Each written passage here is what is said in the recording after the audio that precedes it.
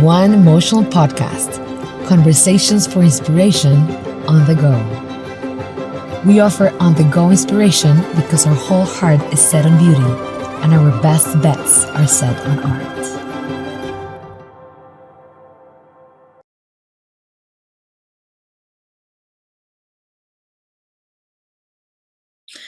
Hi, Moncaya. How are you? It's wonderful to have you here in LUAN Podcast. Gracias. Thank you so much. I'm very happy. Trees behind me are happy. Yes. We're all happy. I can see that.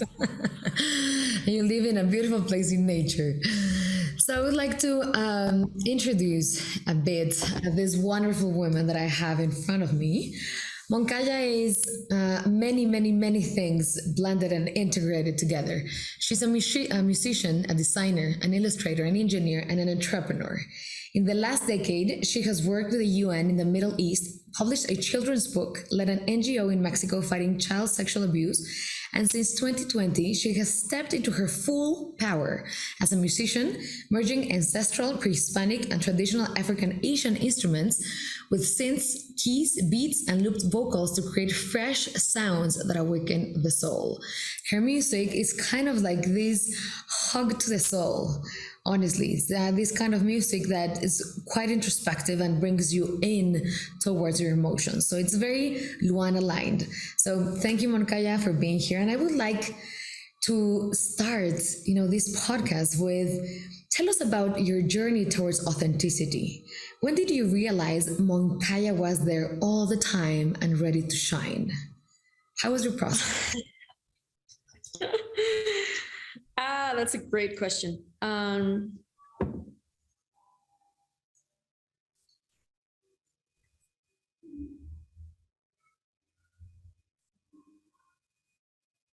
think it has to do with, I'm trying to understand the when did it start, but I think it's always been there. It's been there way before I was born. I think, how do you know that you are a being, that you gotta breathe, that you gotta walk?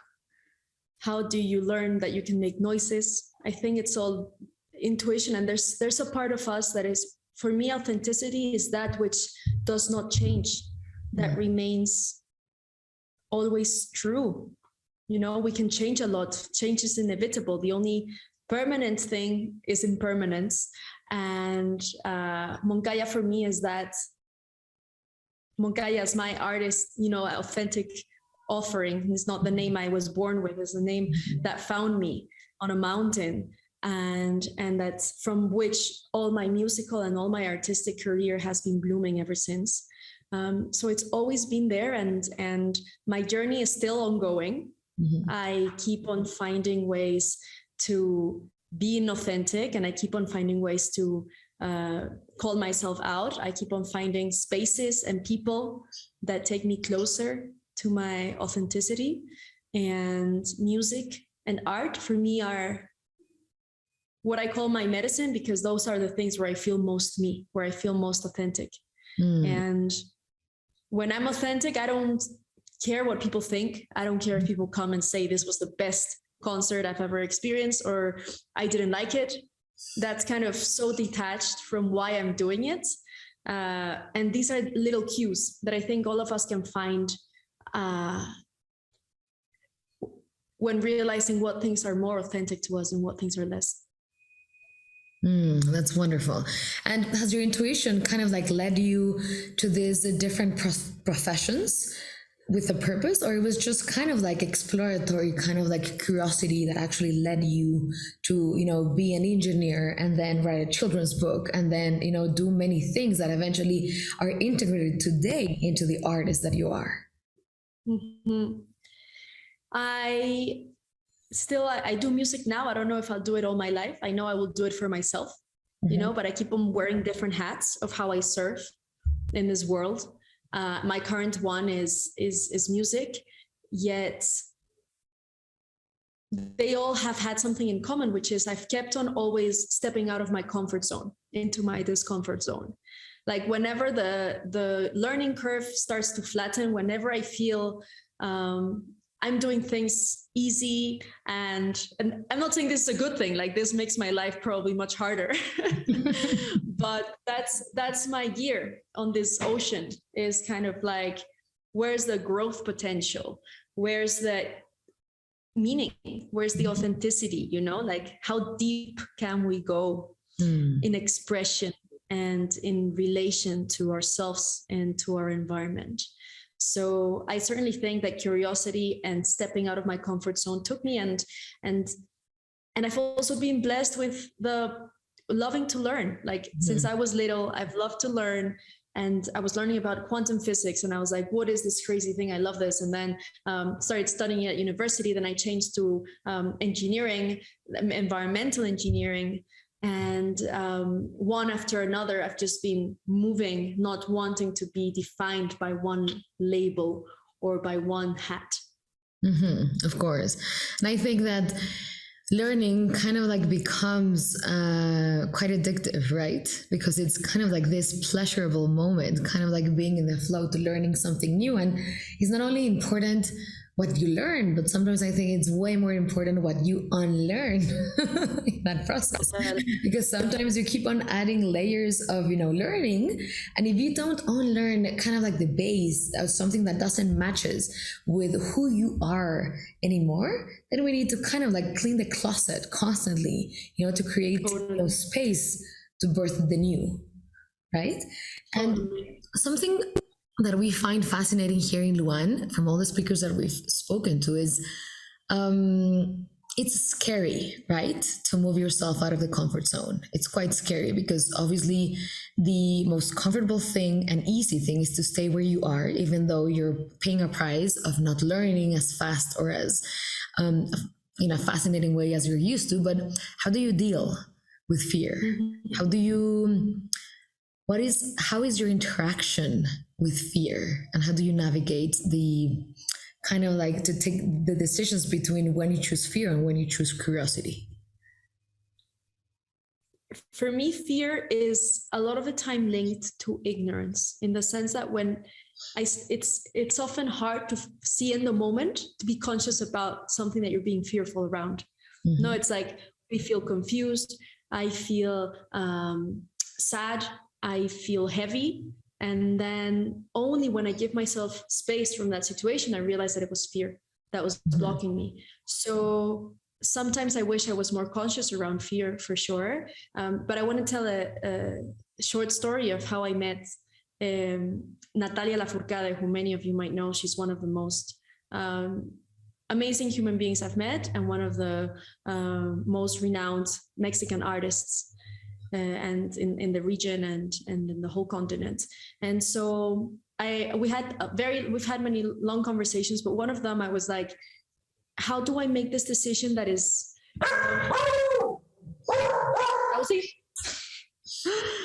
how do you make a decision that is so fearful, like I feel like so constrained? And she told me, Moncaya, there's not been one decision that I haven't made without fear. Like, all the decisions I make all the time, I'm like, where is this gonna take me? It's the unknown. So instead of trying to suppress it and say, I don't want to feel fear, just know that it's always going to be there, at least for her. And I think it's also for me, of like, okay, fear is part of the one sitting at the table, no, of all the different emotions. But if you give it no voting right, how does that look like? Maybe you give other parts of yourself voting rights. And that really helped me, because I was like, well, if Natalia has, these fears, then for sure it's okay for me to have them. And if she can move through them, me too. And so, yeah, I think the way I work through it is first identifying it, naming it, recognizing it, and then not expecting it to go away, but being like, you're there, and I'm gonna choose not to give you importance. And that's even more fearful because it fights back, but then you're doing the right job of like, I'm going to consciously say, fear is not part of my decision, so what emerges? Totally. And also kind of like have a different angle towards fear, that eventually fear is there to keep us safe, right? Fear is kind of like there and should be kind of our best friend of our ally, in the sense that fear is the one telling us like, okay, if you go towards that side, the last time you found a lion, so then, you know, if you go there, you might find a lion again, so take another route, for example, no? But sometimes we let, you know, fear completely paralyze everything, because then we don't have any road to take, because there could be a lion, or there could be a hippopotamus, or there could be a snake, or there could be whatever animal, right? Back in the day where our, you know, fear-based, you know, primitive impulses were, you know, free to show themselves, right? And something that I find fascinating is there's this kind of like ritual to sit down and talk to your fear, and talk to it, saying it like, okay, thank you for keeping me safe. I acknowledge you. I see you. I know who you are, and I listen to you. You don't need to, you know, kind of like scream any louder, or you don't need to kind of, you know, show yourself more than what you're doing right now. I see you, and I thank you for existing. And then kind of like having this dialogue with fear about when you need it to become your ally, and when it might be, you know, hurting you to not living your dreams, or not, you know, advancing, or not taking that job or that opportunity, or, you know, launching something, no? And I found that exercise quite liberating, because it kind of like lowers fear. Sometimes we see it as something like really big, no, that's like way bigger than us, and that way we can see it having a conversation as we're having, you and me, you know. Fear is totally friend at the end. Friend or fear, exactly. Totally. And I remember this quote that said that if it's both terrifying and exhilarating, then you should definitely pursue it. It's one of the quotes that I have close to me. I'm sorry? Exhilarating. What a beautiful, precise word. I'm trying to think what would the Spanish translation be, but yeah. If it's terrifying and exhilarating, do it. Then you should definitely pursue it and go with all your heart. Yeah, you probably are going to shit your pants, totally, but it will be worth it. No? So just kind of like developing the wisdom or of when to know what to do in the precise moment. No? And tell us, Moncaya, about how is your process with fear? How do you transmute it? Maybe you use fear to create music. Maybe you use fear, like your fear. What does it feel in you? Mm-hmm. I always add, as an artist, I tend to add a layer of poetry to it. I suppose that dancers will be able to dance fear, you know, and embody it. I think there's something very, what we were just saying about befriending fear and naming it, you know, being able to recognize it. For me, I give it a story, and I give it a poem, let's say. No, I add poetry around it. So, I don't know. Heartbreak, for example. Heartbreak is a fear of not finding anything as good or better. That fear is also rooted in an even deeper layer around self-esteem of do I actually deserve something better? Am I worthy of something better? Exactly. And also a lack of trust of, I trust that this was not for me. I trust that what is mine will always be mine, you know? So as an artist and as a composer, I love to create beauty out of a circumstance that might not be beautiful, or a feeling that might not feel beautiful, because, and we know this, and I know everyone listening will be able to relate to this, the greatest like things that make us uncomfortable, things that make us sad are the greatest learnings also, you know? The days in the beach where everything is perfect, they're great to recharge, but they're not learnings, you know? You don't learn anything when everything is going well, honestly. It could be kind of like a pause, a rest, you know, something to recharge your batteries, but you're not going to learn there. You're going to learn way more from failure and from pain. Exactly.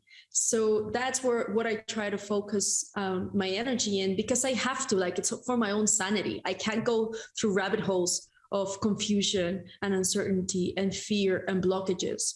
Like, I'm too emotional for that. I have to ride my own emotions and the way I do it is there's some pillar inside this watery self of mine that creates very beautiful learnings and takes care of those parts of me that are fearful, those parts of me that are broken. And that's what I do. Music always, drawing also, but specifically music, since a very, very, very, very young age, since like 8 or 9, I've been composing songs organically. No one in my family were musicians. I just knew I had to, as a way to transmute and transform negative feelings. Totally. And it's beautiful what you said about creating beauty from something that wasn't beautiful, right? And we have the ability of constantly creating beauty around us. It could be visual, it could be auditory, it could be, you know, from smells, it could be from touch, it could be, right? And that's, you know, part of what art is about, all of these aesthetic emotions that are evoked with art. And these aesthetic emotions are the specific emotions that are evoked by experiencing beauty, and they are felt, in a different part of our bodies. And it's fascinating, the emotional world, because it's kind of like the brain. Like sometimes we don't know anything about them, right? It's like, it fascinates us. It's part exactly of who we are, right? The brain is like, you know, this supercomputer that we have that has made us, you know, a successful, I'm quoting it, successful race, right? And you know, it's this specific part where we're feeling the aesthetic emotions that kind of like tell us that we are humans, because there are other animals and other species around us that they can't feel aesthetic emotions, and we can with arts, and in your case with music. And I find that's fascinating. And I want to ask you something. One of your passions have been to find your voice, and especially what I like a lot is outside of the institutions and more on your own road. And I love that, because I feel that, you know, including me and many people around, we tend to feel that institutions can legitimize us. And of course they can, but maybe it's not the only road. So could you expand a little bit about how did you find your voice? Absolutely. I'm thinking that just a thought came to me right now, that is that institutions don't increase our passion. Institutions just increase our skill. And they are two very different things. And someone, whether they are a doctor or an architect or an artist or a musician, someone can have a lot of skill and less passion. Someone can have a lot of passion not in just willingness to learn, but in like how connected you are to that act of expression, of healing, if you're a doctor, like really at that deeper level, you know.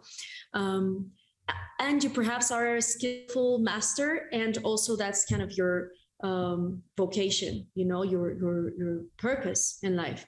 So they are two different things. And I can say this first experience because I trained and I studied for 6 years as an engineer, and I believe and I see myself as an artist at heart. You know, my art, whether it is illustration, writing, composing, singing, praying, is, I have not learned these in institutions like I did engineering.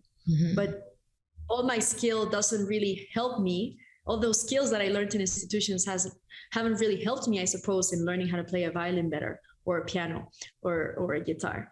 So I think definitely skill matters. And I still think that every single human on this earth should first and above all ask themselves what makes them live, what makes them shine, what makes them feel authentic, circling back to the beginning of the conversation. And there, when you find that, then we can build skill around that. Because maybe if not, we will find ourselves like I found myself some years back, where I was, you know, going very far in a career that was not who I was. So I was slowly breaking inside, but everything looked great on paper. So I wish that no human lives that, because we're here and we only have one life for all we know. So we better use it to the best of our ability and to live the maximum amount of ranges of human expression and realizations. So what was the question? How did I find my voice? Yes, how did you find your voice? Exactly. Exactly that way. I realized the difference, the dissonance between what I was doing and what I really wanted to be doing, and what really made my heart shine. And I was good at it, you know, and I was earning, and and everyone at Christmas dinners would be like, oh, my family would be like, oh, great, you're doing so much, you know. But I knew it wasn't the right thing for me. So the way I find my voice is first and foremost stepping into the unknown, quitting what I was doing, following among the noise and confusion and exhaustion from burnout, from doing things that I didn't want to do. There was one string of voice being like, this is beautiful what you're doing, you know? So trying to like block all the other noises to focus on that. This is a daily practice, you know, and it took time and effort. And from there, I started really digging, like, why am I doing what I'm doing? I always played music, but I never connected to the performer aspect of going on a stage and having people pay me to do what I love. And then people coming and clapping.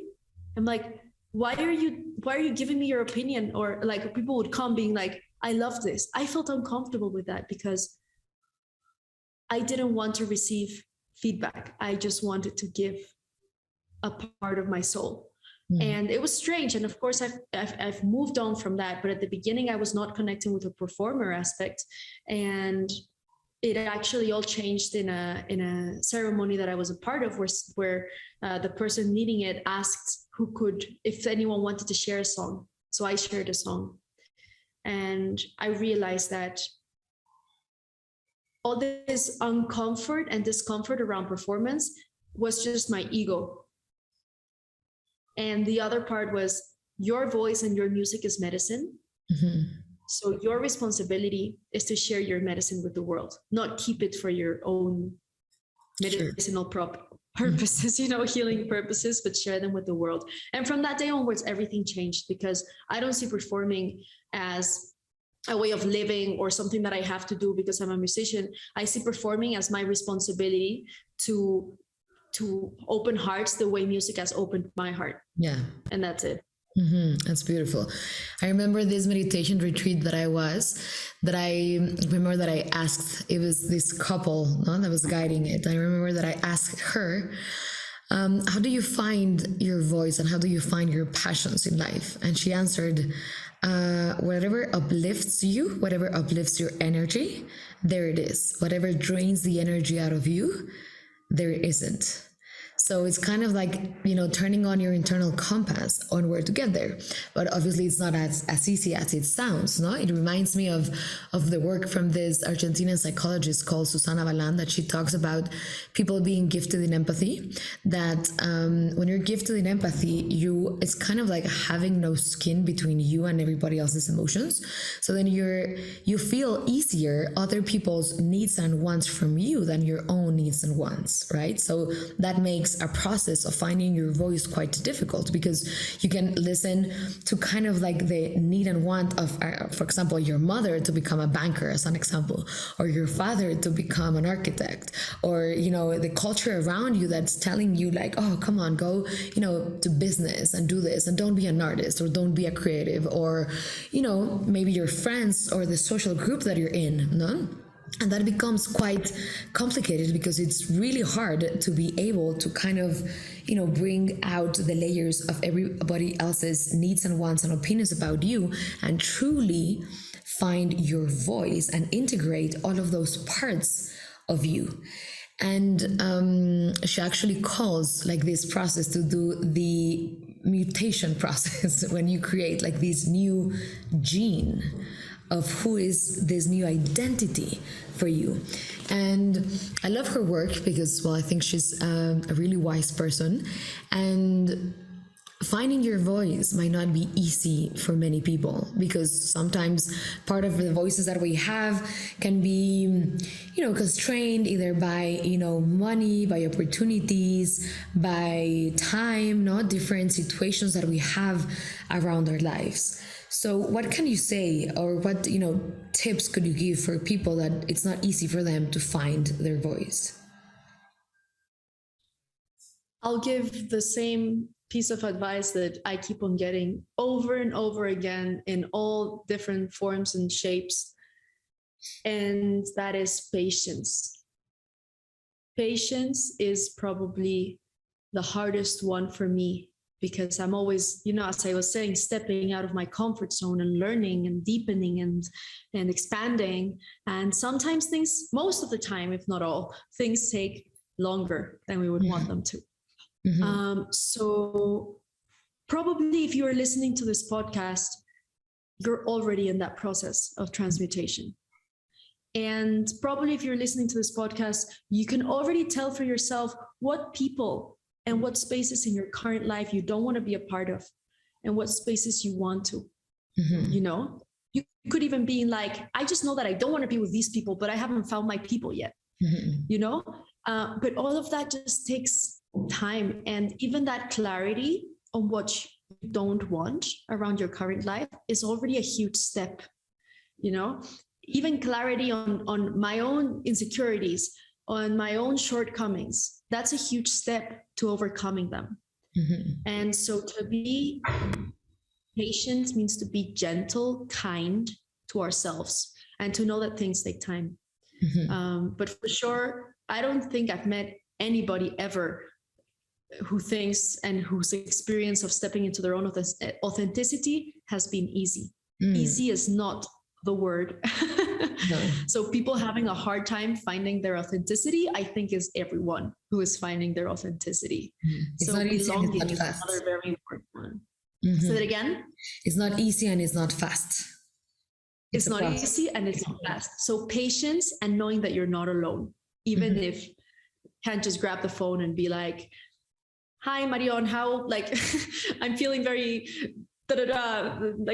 lost. And you're like, yeah, me too. It's maybe we don't get to experience that with others, but we know that there are hundreds, if not millions, of people out there who are also trying and striving for a more authentic way of living. And it's hard because the lives that have been created for us. Of course. And social media, that doesn't help, right? Showing that maybe everybody's having an amazing time and a wonderful life, and people are maybe not sharing kind of like the rawness of, our emotional world that, happens every day, right? Yeah. So it's important to open the conversation. And I want to dig a little bit more about, what are the roadblocks that you've seen around in your career, in your experience? What are the roadblocks for people finding their voice? Oof. I was lucky enough to have parents who wanted the best for me, and still, even them trying their best, I think there's even some structures around, I was 12 and I loved arts and I loved math. Mm-hmm. And they were like, oh, that's easy, my love. Just work on math and your hobby will be arts, mm-hmm. And there's all these nuances that built an understanding of how I should be that is external.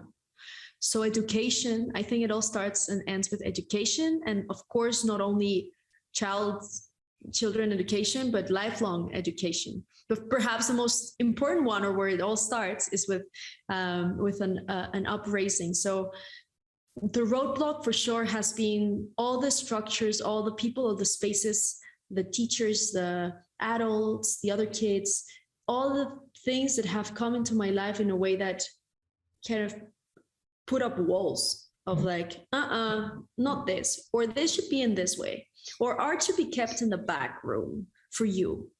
I think the best way we can educate children and ourselves is to understand that sky's the limit, and not even sky is the limit. We really gotta take ownership of what we want and how we want it.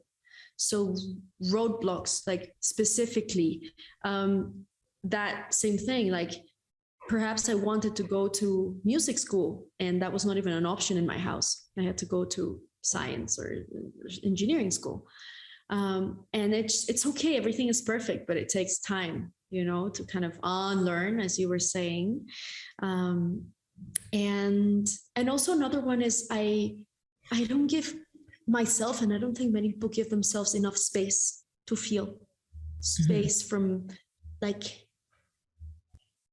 you're in a relationship. I know, and I'm in a relationship, and I know that it's really healthy in my relationship to have a lot of alone time, because only that way I can go in a better human being.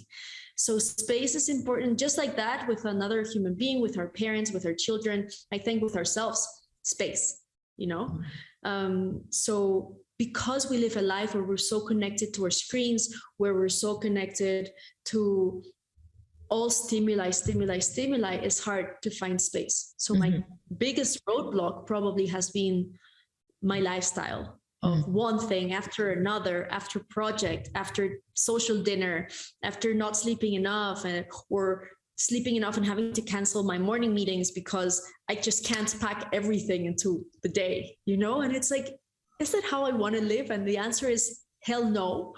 But I'm in the process of figuring it out. And this house in the mountains is something that I've called in to give me space, away from the city, just to have space to then be able to go back into the city more consciously. Of course, and have space to create, right? Have space to kind of like settle down the water and the oil. No? Sometimes when we live in the city, it's like shaking the water and the oil.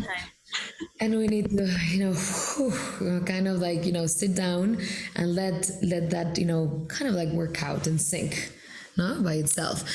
I would compliment a little bit on what you said about, I think, another big roadblock that we have is shame about coming out, kind of like being you. What would other people think? Would they approve you or not? Are you allowed in your social construct to be that or not? Or the expectations about you from your family, from your peers, from your culture about that success might look another way, right?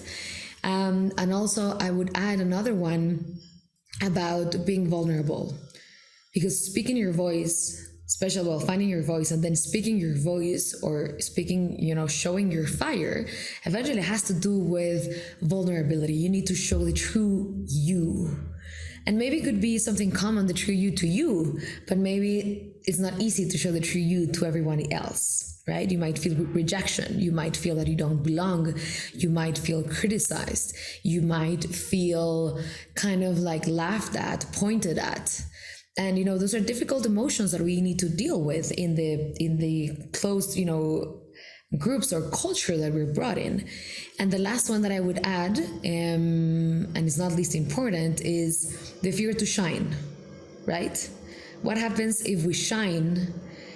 Is it going to, start the anger or the hate or the envy of somebody else? Is that going to be your mother, your father, your sister, your friends? If you succeed, what's going to happen? And I find that fascinating, because I read, it was almost, I think, 10 years ago, I was living in New York, and I read this paper from the New York Times that was talking about why successful people, or what we think is success, what we call, that's, success, might not have success in other areas of their lives. And I found that article fascinating, because it talked about when you reach a specific level of success, and I'm quoting it, no, whatever it is, then you tend to feel a little bit lonelier. And then you try to fail, in a sense, no, in other areas of your life, so you can become kind of like mortal, in a sense, and then be surrounded by other people that lack the same thing as you. So it's very difficult sometimes. Well, this article said that it's difficult to find, successful people that have success in many areas of their lives. Sometimes you can find, I don't know, the super successful businessman, but has his internal family and his emotions a wreck. Or maybe you can find, someone that, nurtures a relationship with their kids a lot, and maybe he's not successful at taking care of his body or nutrition or health, for example, no? And the article gave like many data interesting about this. So what can you tell about the fear of shining? What has happened to you?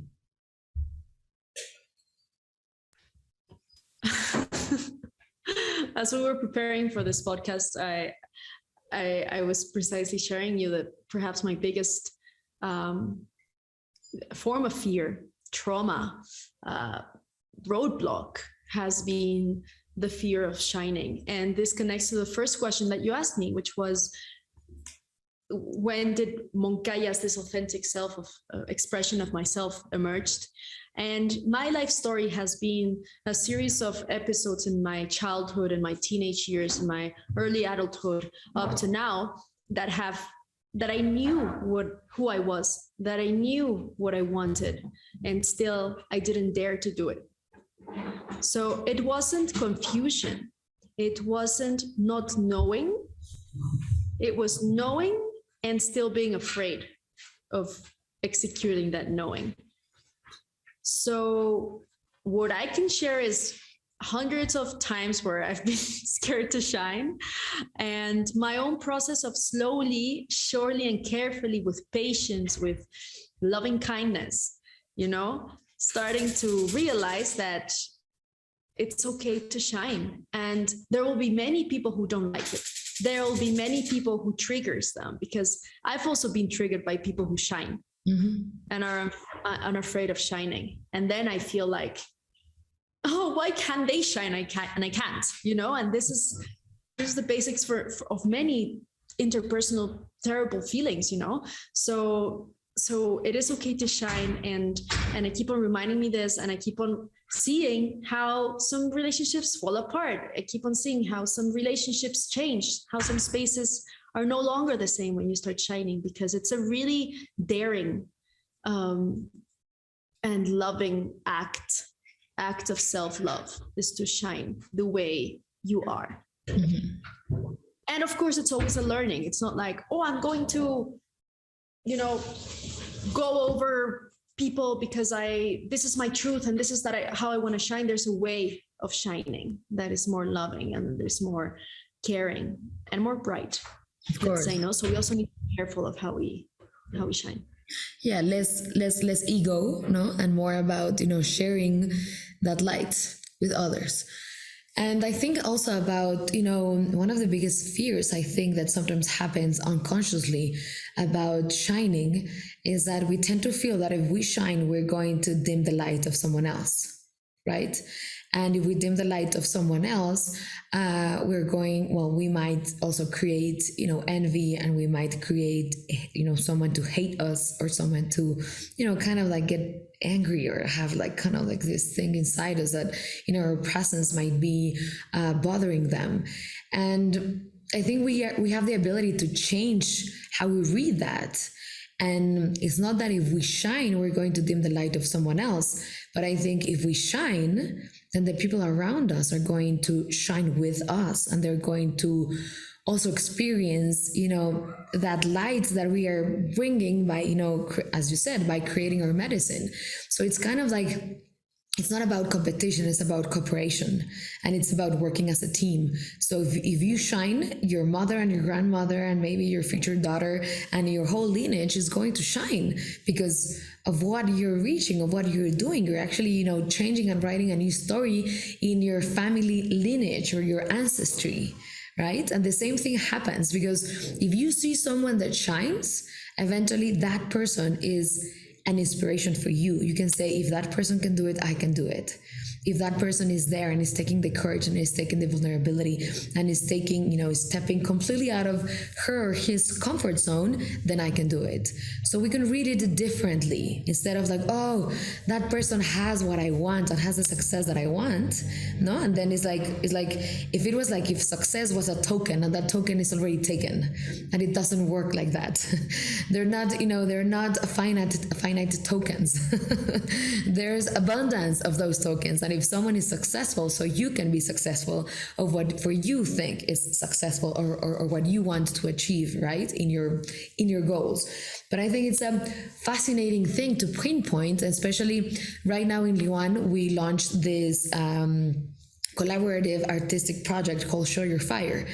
And it's about, having, what is it inside of you that you can't stop hiding anymore? What is it inside of you that you can't wait to share with the world? And that is your medicine, that is your light to shine brightly for you and the people around you. And we created this because we found that there was a lot of people afraid to show their light. So I want to ask you, what's your fire? What's missing inside your voice to complement with your internal fire?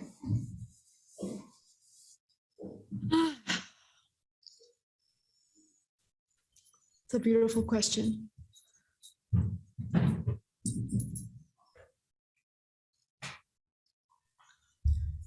My fire is connection to myself, connection to nature, connection that comes from giving space, from having healthy food, healthy words, from not swearing, from not having negative thoughts. Like it's a process of purifying our thoughts, purifying our speech, purifying our actions, so that I enter into a space of connection. And that's what I do. Then that's why I make music, because it fosters my connection. That's why I choose to live in Mexico. That's why I choose to live in the mountains 2 hours away from Mexico City.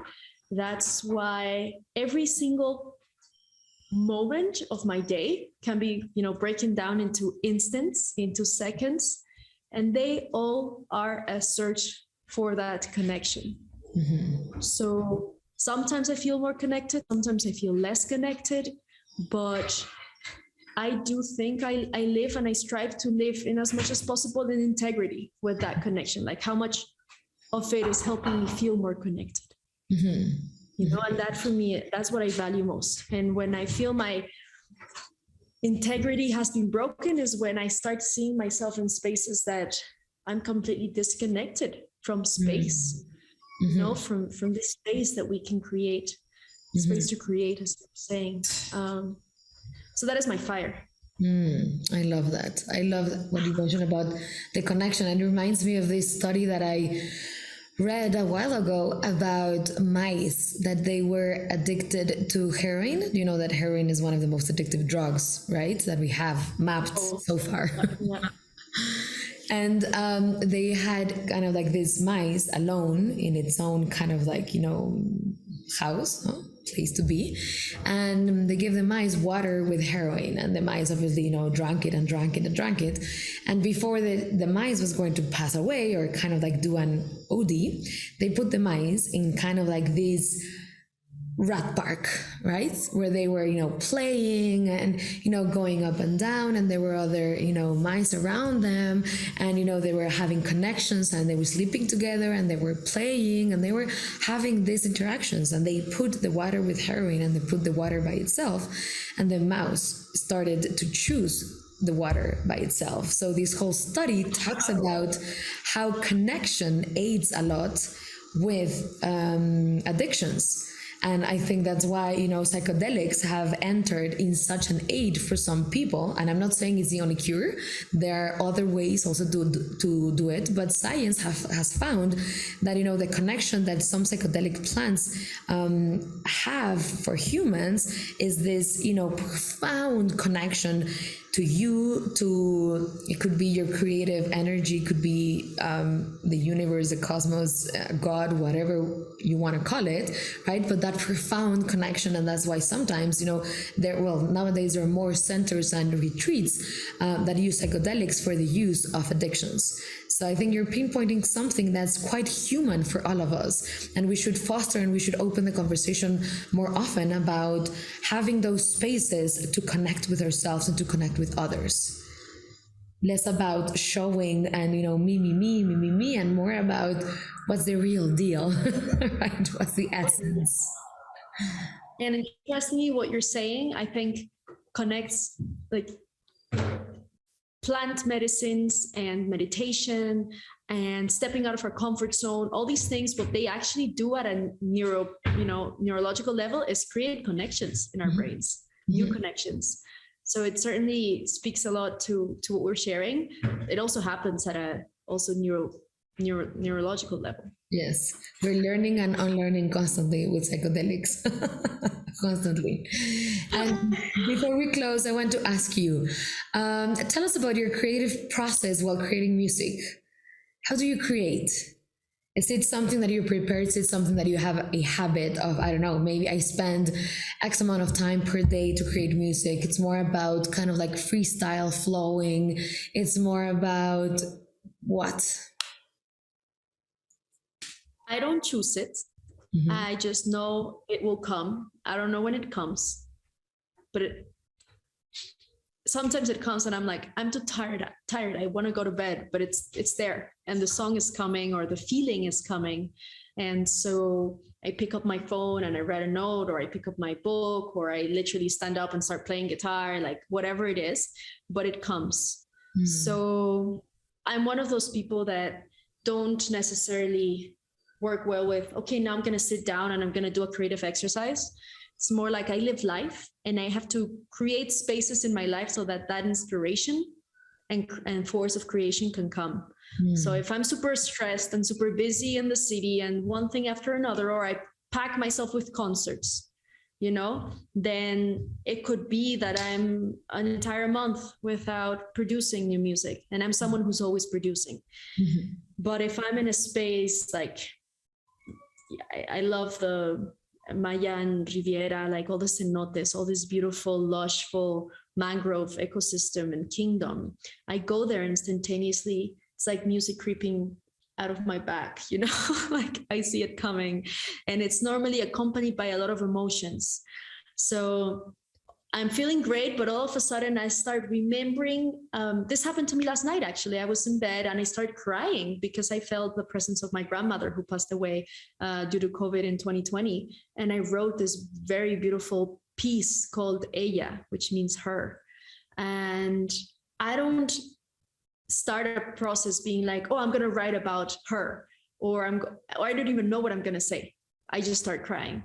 And then I have to write something about it, and that might just turn into a piece of spoken word, or I'll never read it again, or it might turn into my next song.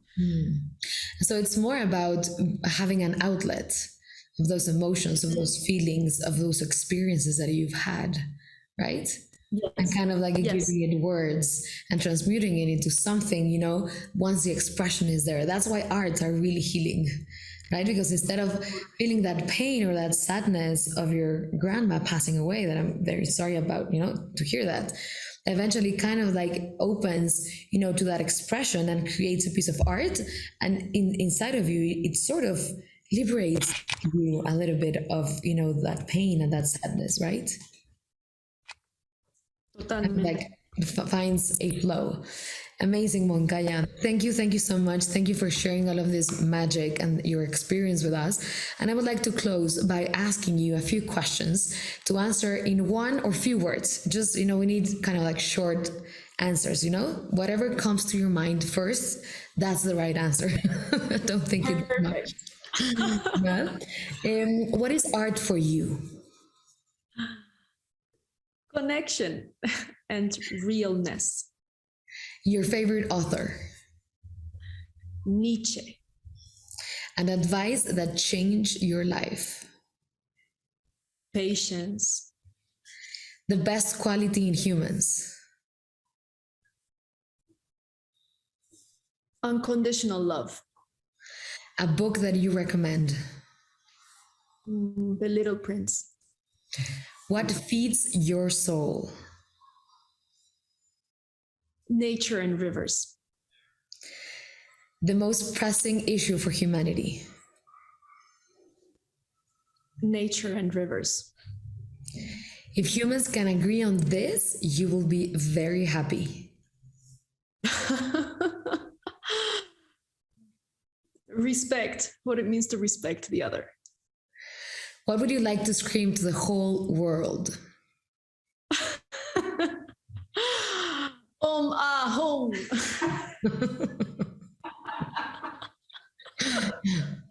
Love that. Something that you expect with joy in 2022? Oof. creating beautiful in-person events in this beautiful mountain that I now call home. And the last one, what is it that you have lived that no one could miss experiencing it? Spending a week at least in the mountain called Ausangate in the Andes, like 6 hours away from Cusco.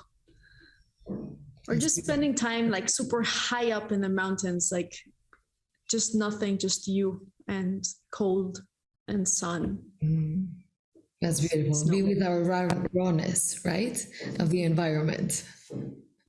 Exactly. That's beautiful. Amazing, Moncaya. Thank you so much for sharing your knowledge, your light, your magic with us. It was wonderful to have you here in this podcast of LUAN. And thank you so much for sharing your voice and your journey. Thank you. Thank you for creating this beautiful global museum. You were telling me all the different places that people connect from. And I think that's what's needed. Less kind of, I do this in my country and you do this in your country, but starting a global conversation, because the problems and the solutions are all global. So thank you. And we share the responsibility of that, of those solutions in the world. Right? Exactly. Thank you.